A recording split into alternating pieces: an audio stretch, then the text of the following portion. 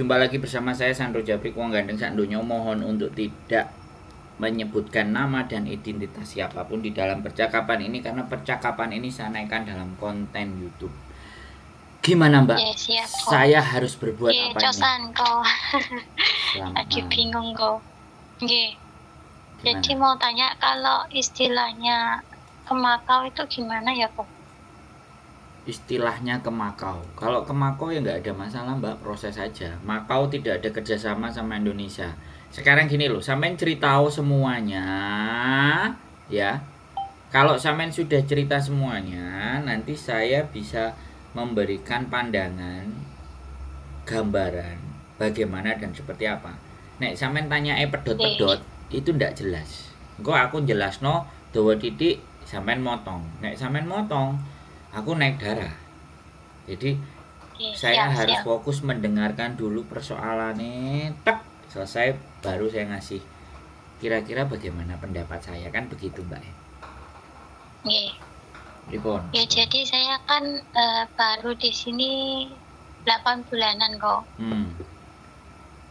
Awalnya sih baik-baik aja.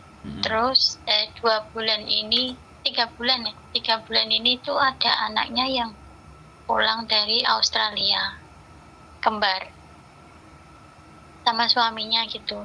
Nah, it's okay lah, nggak apa-apa, saya bilang gitu kan. Terus lama-kelamaan itu kayak bukannya mau menguasai ya, cuman kayak kok kamu masak kayak gini nggak bener, kerja kayak gini nggak bener gitu. Terus ngomong sama yang ngejeng aku itu, majikanku itu ngomongnya berbalik gitu loh.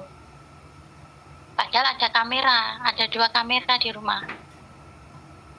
Saya bilang ya udah, kalaupun memang istilah saya ada kesalahan, saya minta maaf, saya bilang gitu. Dan setiap kali saya dimarahin itu nenek pasti bela saya. Habis gitu kemarin masuk rumah sakit, terus balik lagi ke rumah. Terus mereka itu pengen kalau neneknya itu di panti jompo aja, ngapain ngejeng cece gitu. Saya ya diajak ngomong lah, kalaupun memang istilahnya kalian memang pengen nenek ke panti jompo ya silahkan, saya bilang gitu. Neneknya ndak mau, kalau ke panti jompo harus saya ikut. Terus kayaknya itu udah 1 bulan ini kayak cari gara-gara terus kok. Ada yang magicom rusak, suruh ganti 1.000 lebih. Saya diam aja, saya ngomong sama agensi, udah Mbak sabarin dulu, kayak gitu. Jadi pikiran saya itu, ya Allah kok kayak gini gitu. Udah sih kok gitu aja. Oke.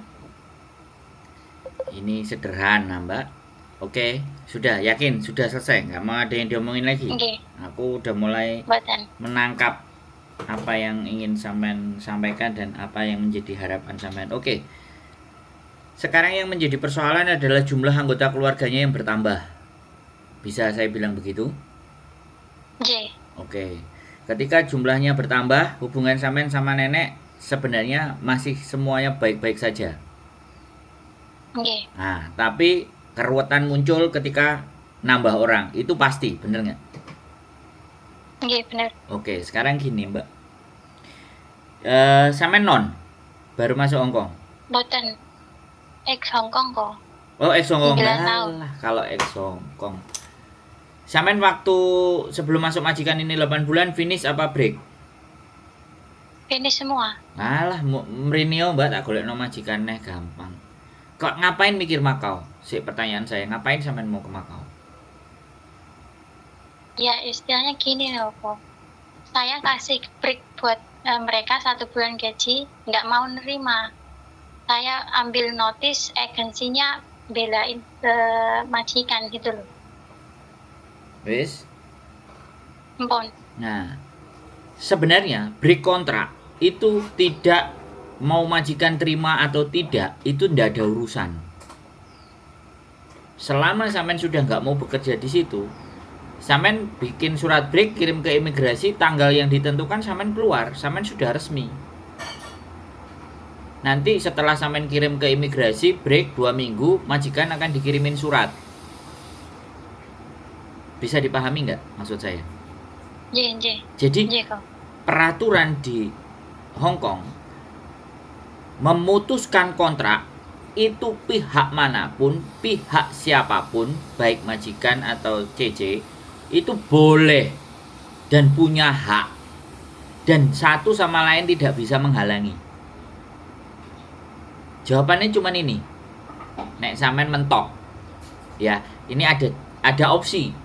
Solusi dari saya selalu ada opsi, nggak cuma satu-satunya. Ada opsi. Yang pertama ya, sampean break dan nggak memperdulikan mereka. Saya nggak mau. Kamu mau tanda tangan atau tidak, saya nggak mau. Silahkan. Sampean sebelumnya finish semuanya. Sampean ini orang baik. Ya, finish semua. Kebetulan yang 8 bulan ini gara-gara nambah keluarga iku ruwet. Itu solusi pertama, break. Nggak ada negosiasi, nggak ada apapun, ya wis keluar. One man notice. Itu solusi pertama. Solusi kedua, sampean bisa nego. Anakmu banyak gini. Gajiku kamu tambah nggak? Di kontrak ada berapa awalnya? Sekarang di dalam rumah ada berapa? Kamu bisa nambah kalau sampean masih mau bertahan dan gaji lebih gede. Tapi ingat, meminta tambahan gaji itu sama juga nambah beban kita. Ini logikanya seperti itu. Nah ini, tapi saya tetap sampaikan kenapa saya taruh di 2. Solusi kedua, kalau sampean mau ambil solusi yang kedua. Yang solusi pertama tadi wis gak betah, wis mumet ndase, break. Sampean cari majikan lagi, ku banyak di luar yang masih nunggu. Wis, milih-milih, nek wis sampean milih-milih engko oleh bongkeng aku ya gak ngerti.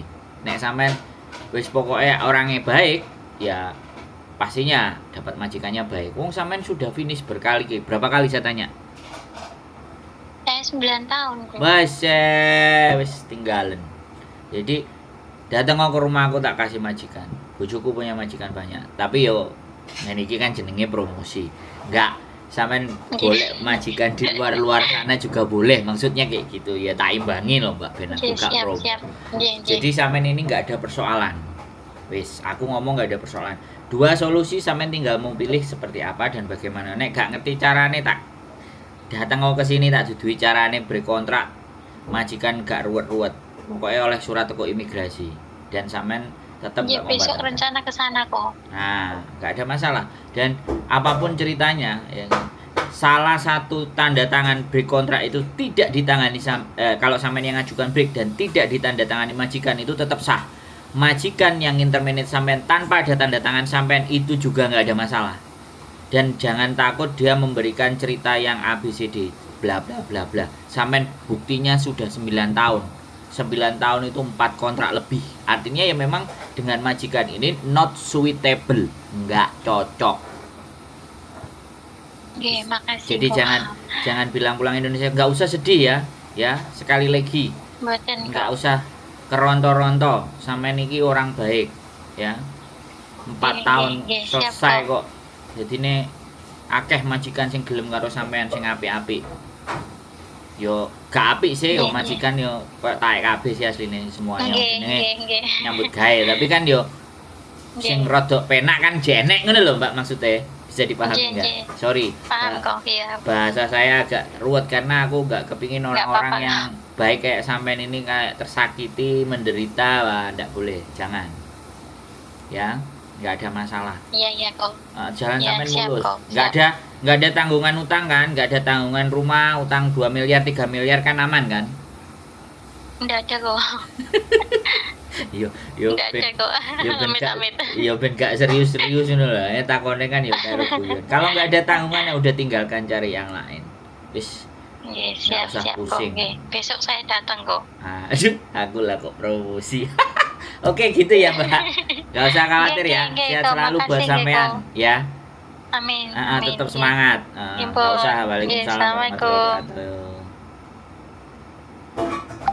Oke, buat teman-teman semuanya, banyak orang baik di dunia ini, masih banyak orang-orang yang baik yang ya sekali lagi banyak hal yang di Hong Kong itu nggak sama teman-teman sama kita ya.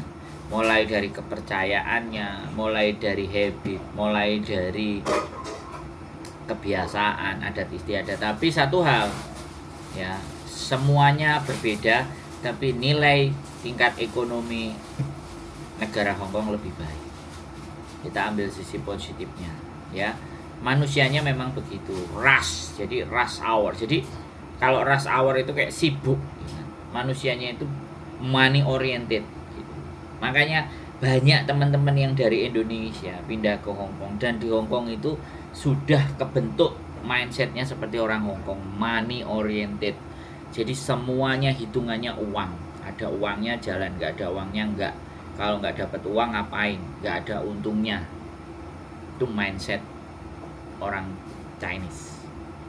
Tidak semua, saya bilang, gak rasis saya ya, tapi kita tahu ya, mereka pekerja keras, mereka antusias ya, itu positif ya, mengejar banget gitu, bahwa harta, uang, dan kesempatan itu tidak berjalan dua kali. Ini kan hal yang bagus. Nah, kitanya harus bisa ngimbangin, teman-teman.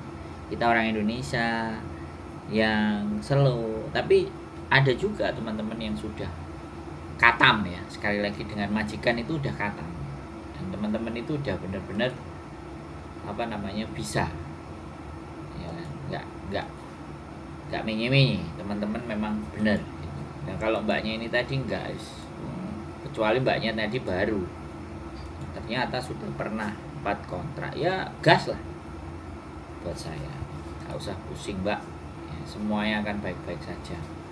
Saya tunggu besok ya. Stay tune YouTube channel and see you next video. Bye bye.